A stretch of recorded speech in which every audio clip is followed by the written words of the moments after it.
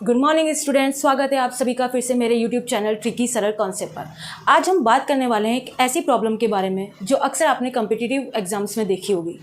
अब आप सोच रहे होंगे कि ऐसी कौन सी प्रॉब्लम आ गई, तो आज हम बात करेंगे हैंडशेक प्रॉब्लम के बारे में। हैंडशेक प्रॉब्लम मतलब आज हम देखेंगे कि क्वेश्चन में पार्टी में हाथ मिलाने वालों की संख्या हम किस तरह से निकाल सकते हैं, आज हम वो देखने वाले हैं। अब ये क्वेश्चन किस तरह से कॉम्पिटिटिव एग्जाम्स में पूछा जाता है वो देखते हैं। अब क्वेश्चन में दिया गया है, at a party all boys shake hands with each other once, then how many handshakes will there be all together if there are 6 boys। मतलब क्वेश्चन में क्या कहना चाह रहा है, एक पार्टी में हाथ मिलाने वाले लड़के एक एक बार अगर एक दूसरे से हाथ मिलाते हैं तो वहाँ पर हाथ मिलाने वालों की संख्या कितनी होगी। और दे रखा है कि हमारे पास जो नंबर ऑफ बॉयज़ हैं वो कितने हैं, 6। ठीक, अब हम इस क्वेश्चन को बेसिक तरीके से भी सॉल्व करेंगे, बाय ट्रिक भी सॉल्व करेंगे, और वो ट्रिक किस तरह से डिराइव हुई है वो भी आज हम देखने वाले हैं। ठीक, अब हम बात करते हैं इसके बेसिक तरीके की। अब हम कंसीडर करते हैं 6 बॉयज़ को, A, B, C, D, E and F।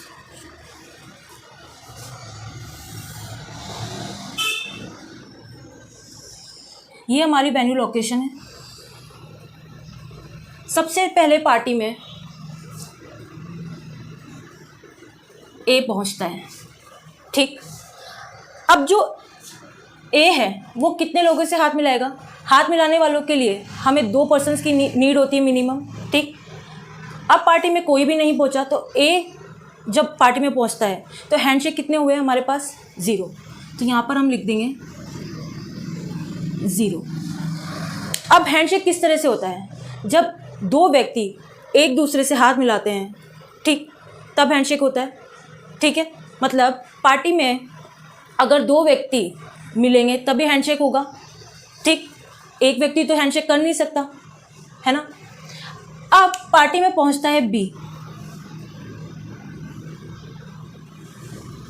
ठीक, अब बी ने ए को देखा, ए ने बी को देखा, तो हैंडशेक हो गया।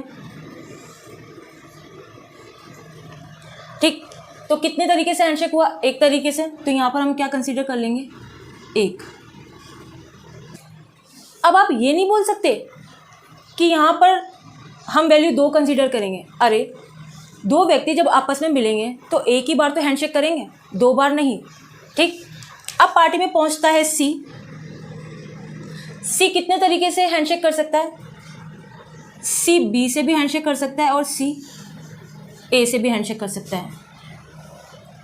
तो हमारे पास वैल्यू कितनी निकल कर आएगी सी के लिए, 2। इसी तरह से अब पार्टी में डी पहुंचता है। ठीक, डी कितने तरीके से हैंडशेक कर सकता है, डी सी से हैंडशेक कर सकता है, डी बी से हैंडशेक कर सकता है और डी ए से हैंडशेक कर सकता है। तो डी के पहुंचने के बाद हैंडशेक की संख्या कितनी हो गई, 3। अब पार्टी में पहुंचता है ई। ई कितने तरीके से हैंडशेक कर सकता है, ई डी से हैंडशेक करेगा, ई सी से हैंडशेक करेगा, ई बी से हैंडशेक करेगा और ई ए से हैंडशेक करेगा। ई के पहुंचने के बाद हैंडशेक की संख्या कितनी हो गई, 4। अब लास्ट में पार्टी में पहुंचता है एफ। एफ कितने तरीके से हैंडशेक करेगा, एफ हैंडशेक करेगा ई से, एफ हैंडशेक करेगा डी से, एफ हैंडशेक करेगा सी से, एफ हैंडशेक करेगा बी से, एफ हैंडशेक करेगा ए से। एफ के पहुंचने के बाद हैंडशेक की वैल्यू कितनी हो गई, 5।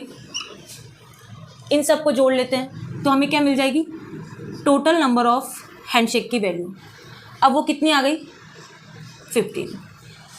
ये तो बात हो गई बेसिक तरीके से। पर अगर हमें यहाँ पर नंबर ऑफ पर्सन्स की वैल्यू इंक्रीज कर दें तो इस तरह से अगर हम हैंडशेक निकालेंगे तो हमारा बहुत ज़्यादा टाइम कंज्यूम होगा। और किसी भी कॉम्पिटिटिव एग्जाम्स में क्वेश्चन को सॉल्व करने के लिए हमें minimum to minimum time consume करना होता है। तो minimum to minimum time consume करने के लिए अब हम आगे बात करेंगे एक ट्रिक की। ठीक, अब वो ट्रिक क्या है वो देखते हैं।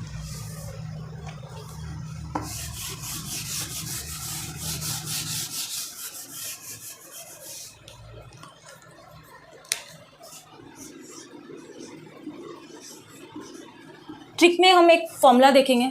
फॉर्मूला है हमारे पास n -1 डिवाइडेड बाय 2।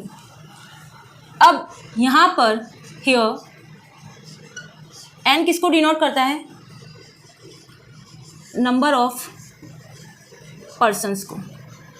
यहाँ पे नंबर ऑफ पर्सन्स कितने हैं? 6। ठीक, तो n की वैल्यू क्या आ जाएगी? 6 -1 डिवाइडेड बाई 2, यहाँ पर आ जाएगा 6 × 5 डिवाइडेड बाई 2। 2 से 6 कैंसिल हुआ, 3 बार वैल्यू निकल कर आती है 50। अब इस ट्रिक को यूज़ करके आप इस क्वेश्चन की वैल्यू मिनिमम 10 सेकेंड्स में निकाल सकते हैं। पर आपके दिमाग में ये क्वेश्चन आ रहा होगा कि ये ट्रिक आई कहाँ से, तो अब हम उसकी बात करते हैं। ठीक, आपने एक बहुत ही फेमस टॉपिक मैथमेटिक्स में पढ़ा होगा जिसका नाम है कॉम्बिनेशन। क्या नाम है? कॉम्बिनेशन।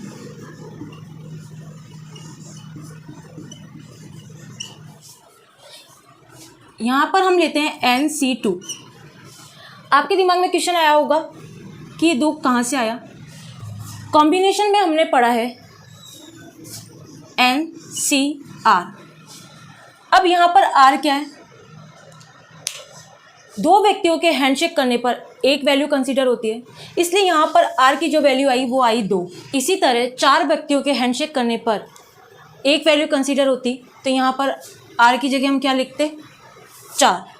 ठीक, NCR का फॉर्मूला हमने कॉम्बिनेशन में पढ़ा है n factorial upon n minus r factorial into r factorial.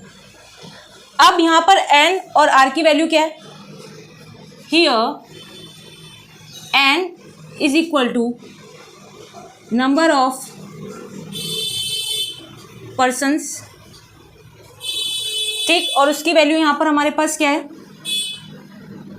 6। और r की वैल्यू हमारे पास यहाँ पर क्या है? 2। ठीक, अब हम इसको कैसे लिखेंगे? 6 factorial upon 6 minus 2 factorial into 2 factorial. अब 6 फैक्टोरियल को हम कैसे लिखते हैं? 6 × 5 × 4 × 3 × 2 × 1 अपॉन 6 माइनस 2 फैक्टोरियल कितना होगा? 4 फैक्टोरियल। तो 4 फैक्टोरियल की वैल्यू क्या आ जाएगी? 4 × 3 × 2 × 1 इंटू 2 फैक्टोरियल की वैल्यू आएगी 2 × 1। अब यहाँ पर 4 × 3 × 2 × 1, 4 × 3 × 2 × 1 से कैंसिल आउट हो जाएगा।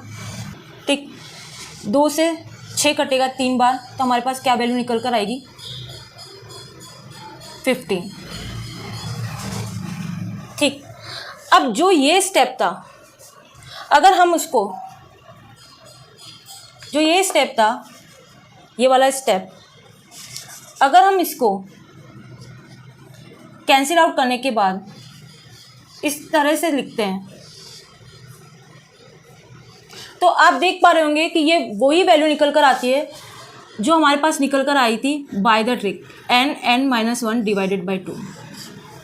ठीक, मतलब इस वैल्यू और इस फॉर्मूले को डिराइव करने के लिए हमें इस पूरे प्रोसीजर से गुजरना होता है। ठीक, आई होप आपको यहाँ तक सब समझ में आया होगा। ठीक, अब ये जो फॉर्मूला है वो और कहाँ कहाँ यूज़ हो सकता है वो देखते हैं।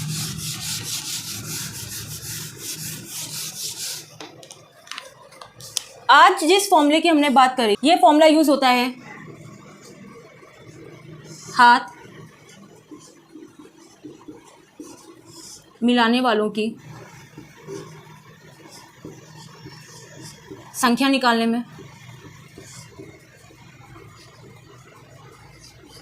गले मिलने वालों की संख्या निकालने में, और फ़ोन पे बात करने वालों की संख्या निकालने में।